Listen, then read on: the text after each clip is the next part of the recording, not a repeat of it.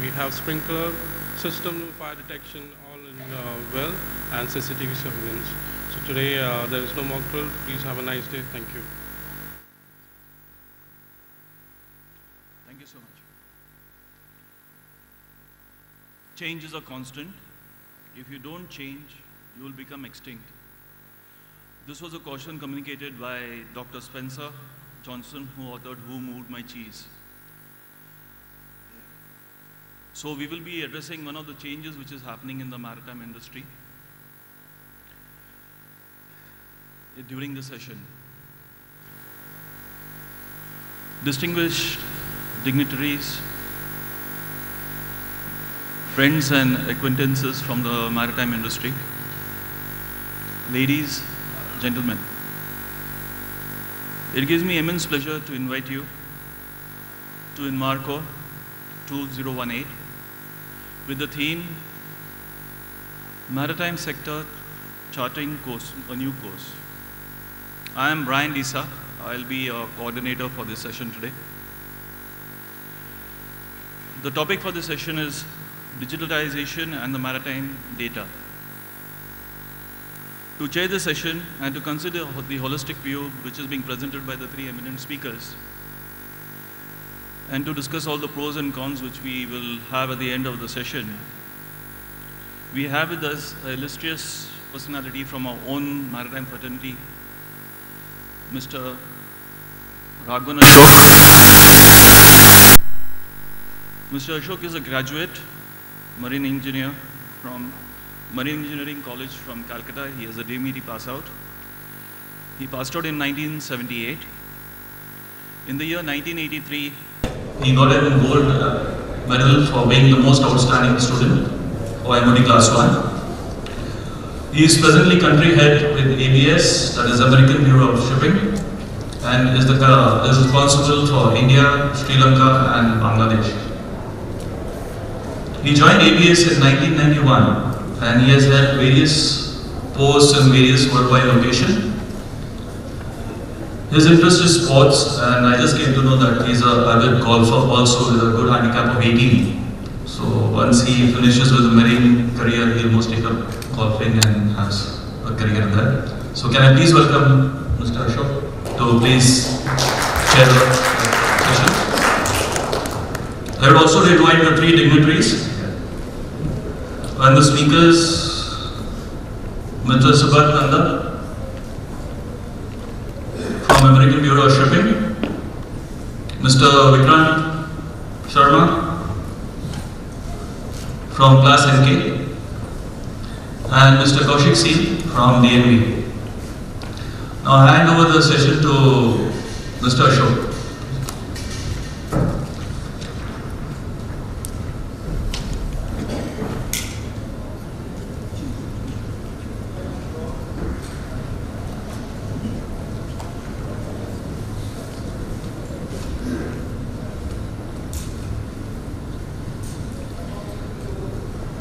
Good morning, everybody, ladies and gentlemen. Thank you, Brian, for your kind introduction. It's indeed a pleasure to chair this session. I think digitalization is something which is inevitable. I think all of us know that. Digital disruption associated with this changing world in which we live, with technologies being churned out almost on every day, has created new opportunities, new customers, new expectations.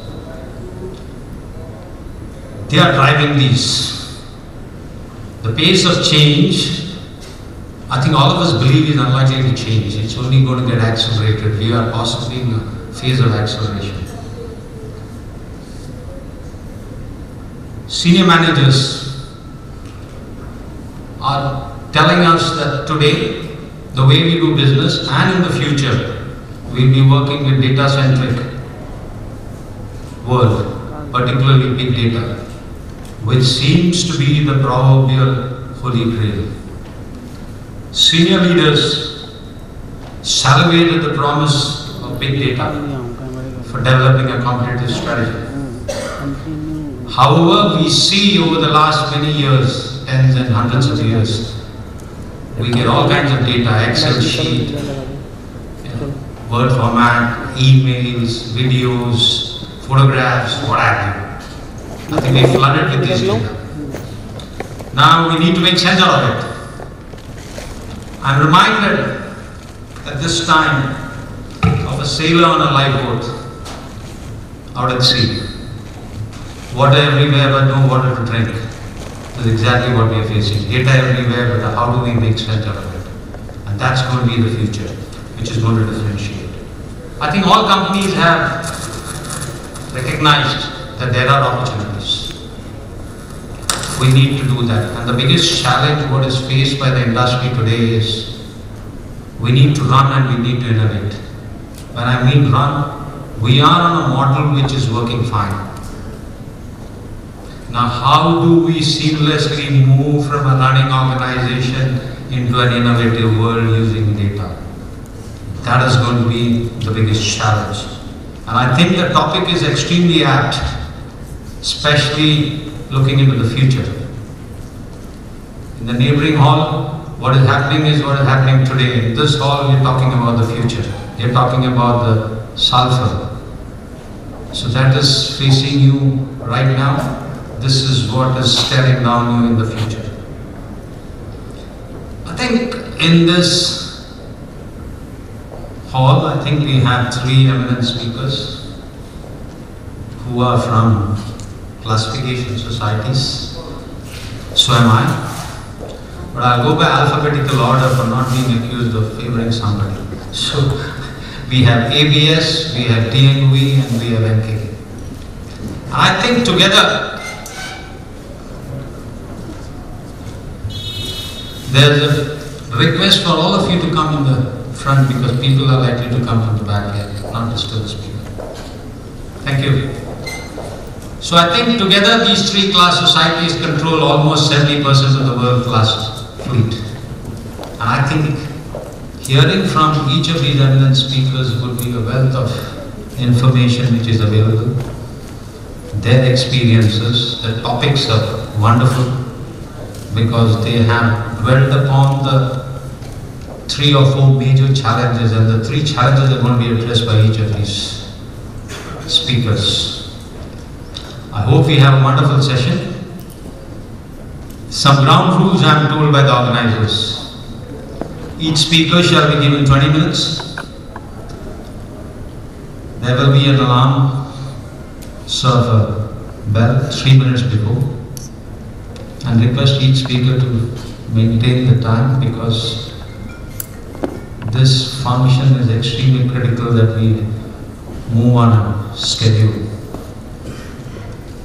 All the questions you may ask subsequently, I'll summarize it at the end of the session and then the questions can be asked. I think give opportunities to all to ask the questions. That should be the thing. Let me introduce, we have Mr. Subrat Nanda, who is the Chief Data Scientist at the American Bureau of Shipping. He is the Chief Data Scientist stationed in Houston. Subrat has 15 years of experience in applying data science to industrial problems in the areas of asset condition-based maintenance, CBM, prognostics and health management, PHM, reliability engineering, statistical risk assessment and services enhancement. He has successfully developed and deployed applications using machine learning, artificial intelligence and data science technologies in diverse domains such as marine and offshore, gas turbines and wind turbines, financial risk, inspection and marketing. Subrat believes that fusing the domain knowledge, data and data science are the key elements for successful industrial analytics. Subrat holds a master's degree from the University of Exeter, England in autonomous systems and a bachelor's degree in engineering from the University of Nagpur, India. He has filed 14 US patents, 6 trade secrets and has authored more than 25 publications and or conference presentations in the general area of applied data science for asset health management. Let's all welcome Mr. Subrat Nanda. Thank you.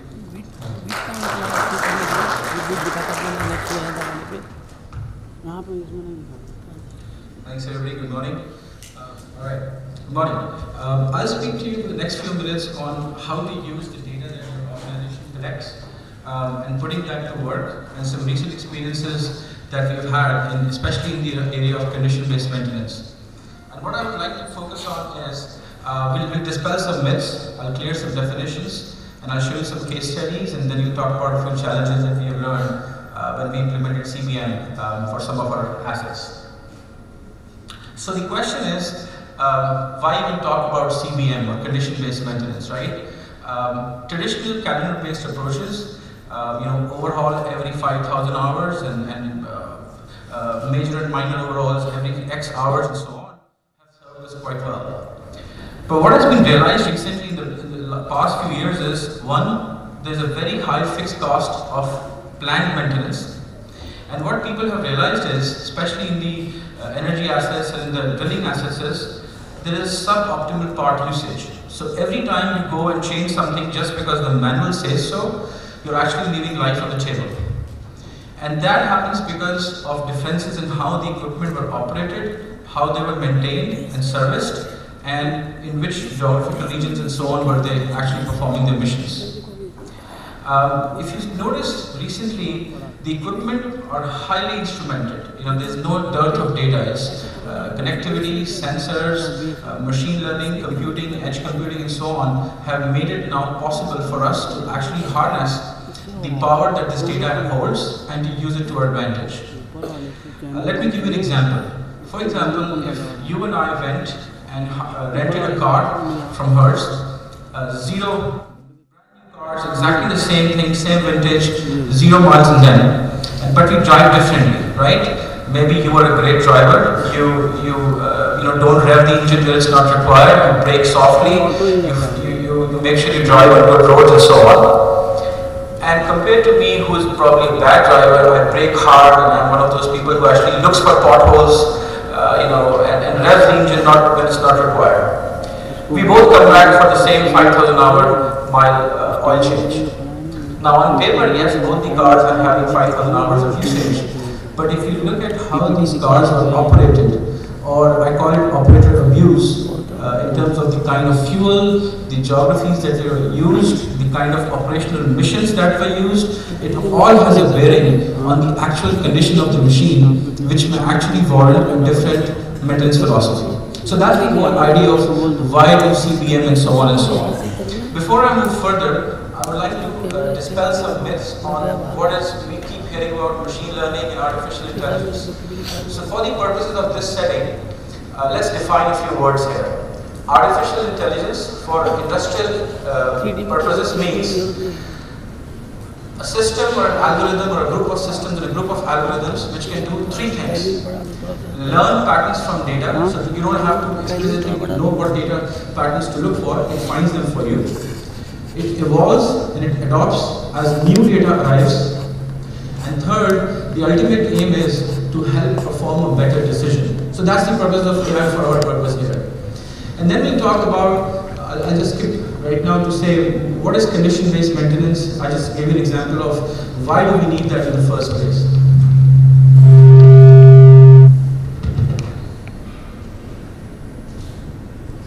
So very simply put, condition-based maintenance is a maintenance philosophy.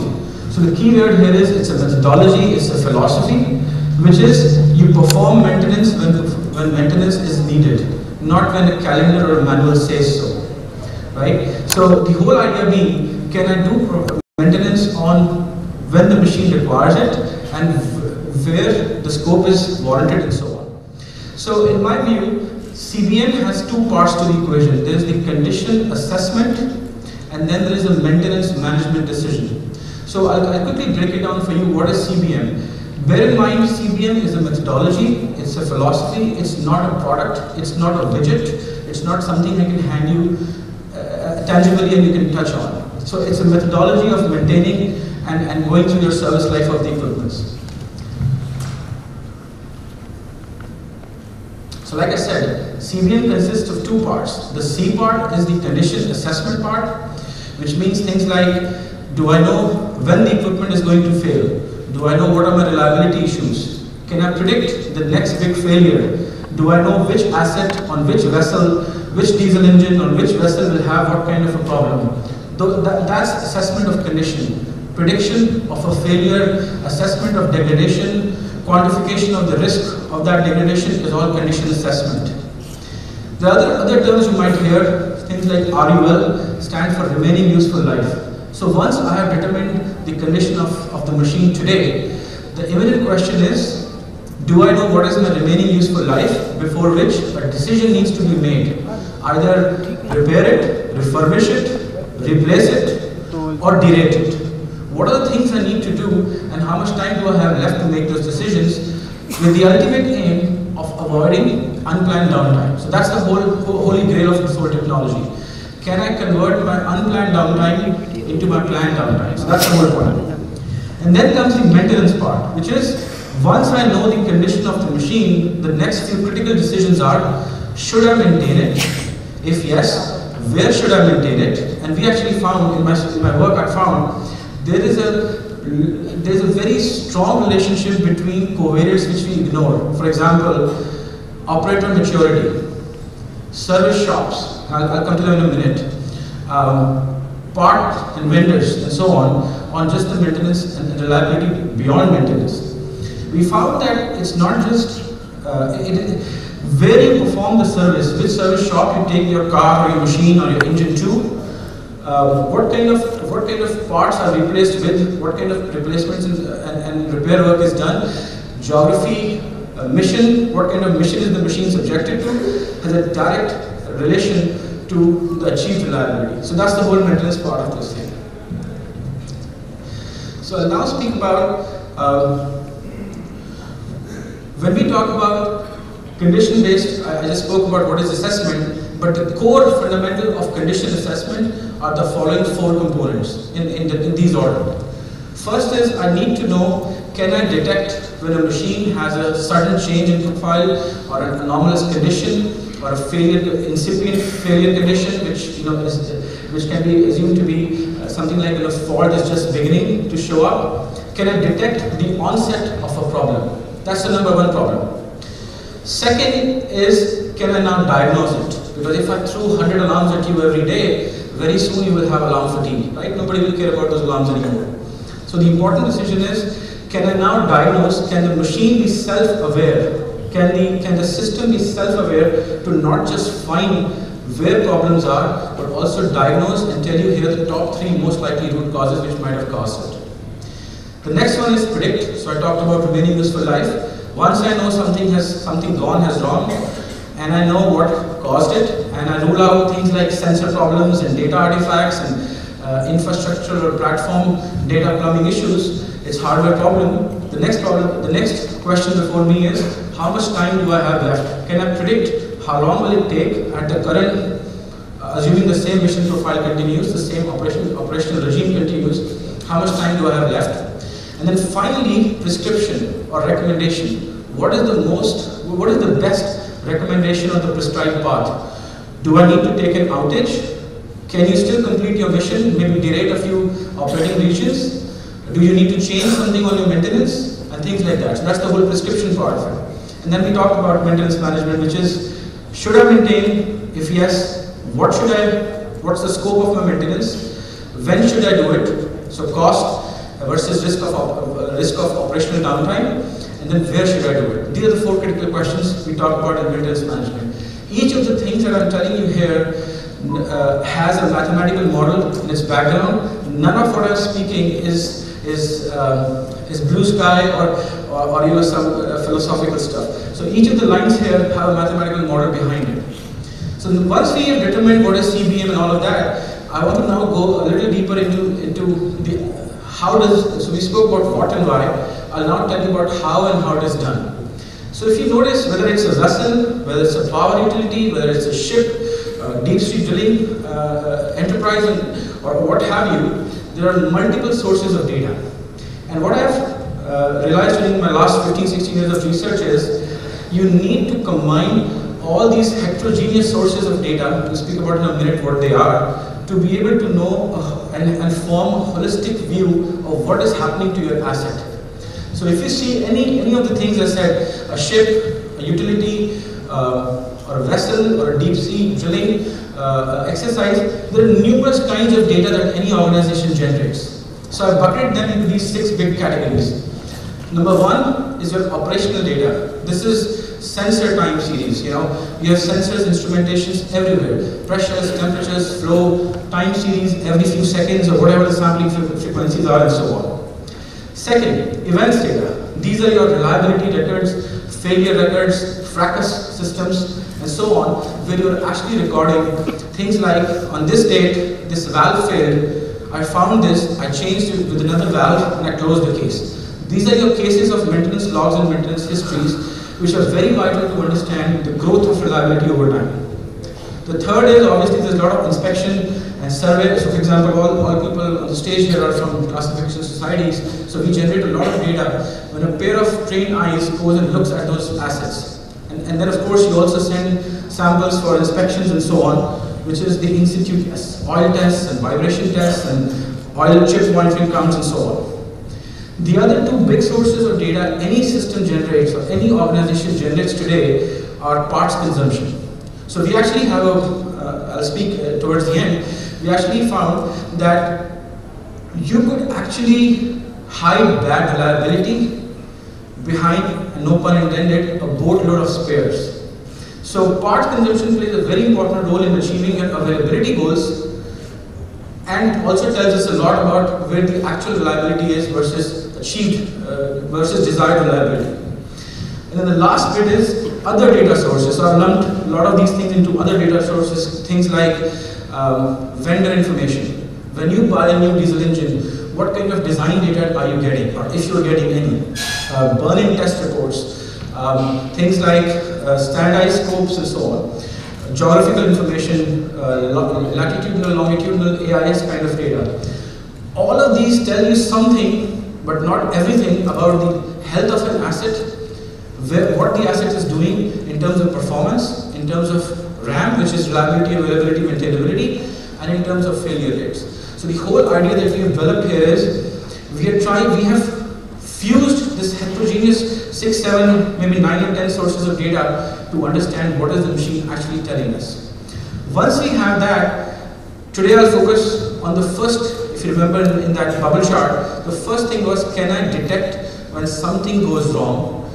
Can the machine or the algorithm be self-aware to tell you not just something went wrong, but also give you guidance on why it went wrong and how much time do you have left? So I'll talk about that case study now.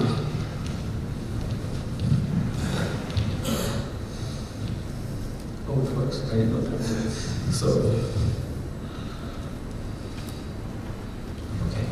So this is the role of anomaly detection. And when I say anomaly detection, it's not just one rule. We have actually developed a whole ensemble of artificial intelligence algorithms. Remember the AI definition I talked about at the beginning? To fuse these 3 Ds. The 3 Ds are the data. So I just spoke about the diverse types of data, heterogeneous data, different sampling rates, structured, unstructured, and so on that an organization collects. The second D is the domain side, which is the design of the vessel, the particular choice of equipment, configurations of these equipments and so on. And then the other D is the data science, which is how do you now combine? So you have data and I have design knowledge, but how do I now combine it to make sense out of it? So before I go into AI, I want to share some thoughts on lessons learned. In today's world, you probably all are hearing about big data and data science and machine learning and so on. So if you see, there are 2 schools of thought at either extreme. One is, I don't care about physics, I don't care about domain, I don't care about operational knowledge. Give me all the data and I'll put it into a big machine and we'll run neural networks all night using deep learning or whatever, and tomorrow morning baby will appear. The other extreme school of thought is, I don't care about that side, the data side, all I care for is the first principles, the engineering, design philosophies, and so on. My personal experiences on their own, both of these will fail. And this is why I say that. Just the data view will fail because you will confuse correlations for causations. I'll give you an example. We were actually working on a gas turbine data, so this LM2500 was tripping all the time. I was in GE for a long time. And what we noticed was, there was this set of data from a turbine operations, 20 megawatts of power being generated at zero fuel supply. Classic case of bad data quality. However, nothing was missing. It passed all checks. Engineering ranges were good. There was no missing values, no negative numbers, no extreme numbers, nothing wrong. But what mattered there was the context. If you apply context and if you miss design, you will always find spurious correlations. And similarly over here, on the I don't care about the data, I only care about first principle side, this will also not be successful because you will miss two things. One is the variations in operations in a larger fleet and the ability to use that data to actually refine your design and design parameters and coefficients and so on. So the best solution I have found is what we call as hybrid AI, which is you have to have the right balance of both the data-driven and the machine learning and the AI and so on and platforms and systems with the domain and the data science. So the data scientist has to sit very closely with the domain expert to make meaningful AI that actually is usable, practical, and actually gives cost-effective results. So let's get back towards anomaly detection. The whole process starts with, can I combine all these 3Ds, the data, the design, and the domain, to tell me whether or not I can detect something? Can I detect that onset anomalous condition when an asset is going bad? Once I've detected, we actually trigger parallel paths. One is, can the machine be self-aware? So, this is all AI doing this job here. There's no person sitting here. Can we now diagnose it? Can we estimate the remaining useful life? Can we give the recommendation? Verified by a human expert, and the decision comes out on prescription. So this is how we have orchestrated this whole anomaly detection framework. Here is an example. So on the left, we found this. So this was with it's an open information, the Military Seal of Command of the United States Navy, and I was working on this data for these ships, and we found that. So I'm not naming the failure mode, but we found that about 20% of downtime was caused due to these one or two failure modes. So we had to do the whole understanding of why these failure modes were there, what is the physics behind them, what's the FMEAs and so on. Combine that with the actual data we received, and this is simulated data, so don't read too much here. But if you see here, there was a sudden abnormal operation, and this was causing this thing to trip. So we actually detected algorithms, we created algorithms to detect this anomaly, rule it out as a sensor issue, so in this case I'm showing a sensor issue, or show if something was failing, and now this is an automated process. So that anomaly detection process helped them to increase operational availability. Here are some more lessons learned. I have explained a few of them, but I'll quickly rattle through them. Data acquisition. These are some more critical issues you'll be concerned with. Data acquisition is, do I do edge, sensors, connectivity? These ships are in the middle of the ocean, there's no data coming back. How do you solve that problem? Data quality. So I spoke about the example on context-based data quality is more critical than anything else. The other thing you need to be aware as a ship owner or the ship operator is, you have two vessels with identical diesel engines or whatever. We found that the tags or the sensors sometimes have different naming conventions. So there's a lot of pre-work required to actually bring this data to a shape and form where you can do with something with it. Model choice is more to do with what kind of AI methodology you choose, whether neural nets is the right method, or whether deep learning, which is again a neural network kind of an approach, or a Bayesian approach, and so on. Each model has its shelf life. There is no model which will work forever. You need to keep revising and adapting and adopting these models. Digital platform. So this is more about the data plumbing aspect. How does this all orchestrate? Where do I host it? Because if you have 500 assets linked with this algorithm, you need this thing to wake up every 20 minutes, run the algorithms, send the alerts to the right people, go back to sleep.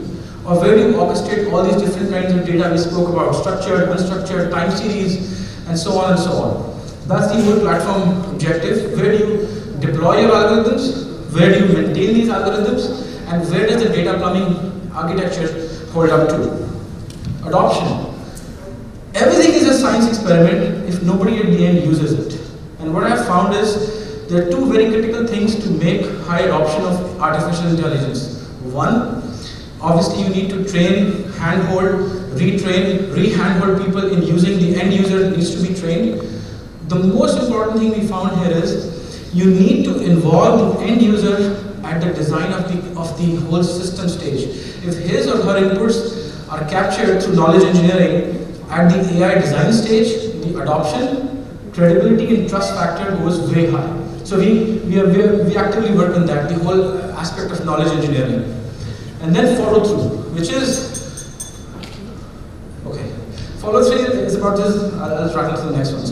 Is about what do you do once these recommendations are made? How do you close the loop? Do you follow back with the customer and so on, or the ship operators and so on? So next to the slides, like I was saying, the fundamentals is all of this data. This slide is the ABS digital vision strategy that we have built. This is no fluff or marketing. This is all built up stuff. So this is all real stuff I have on my system. Condition-based maintenance is one of the things, and the other flagship products are predictive maintenance, which is, can I tell you what to do? Do I know what's your reliability issue and so on? Detection of anomalies and spares optimization. And then these are the objectives that we are achieving for our ship owners, whether it's government or forces or commercial people. OPEX reduction, performance of the fleet, enhancement in productivity, efficiency of the fleet, reliability, availability, and maintainability, and finally, growth of revenue. So I'll skip this one. This is about how does this all tie to a class society. We can talk over on a coffee break. These are, you asked me at the beginning, show on what are the fundamental questions that ship owners or ship operators, whether it's commercial or whether it's Navy, US or outside of the US, what are the key questions they are looking for? And this is what I found. So each of these is again an algorithm behind it or a bunch of algorithms behind them. These are not again marketing stuff, but this is stuff we have developed recently. What is causing reliability and maintainability issue? Do I know if it's a product problem or a process problem? Crew operator maturity, crew operator behavior and so on. Or is it a product problem? Reliability is bad, or the vendor is bad, or is it a process problem? They don't follow the right sequence for maintaining them. What are my emergent risks? So not the risks which have already bitten me. It's past. Money has bled. You now need to know what is the emergent risk which will be in the future. And the bell tells me I'm done. Okay. All right. So I'll wrap it up. Basically, these are some of the key questions we found, and that's all I had. Thank you for being patient listeners.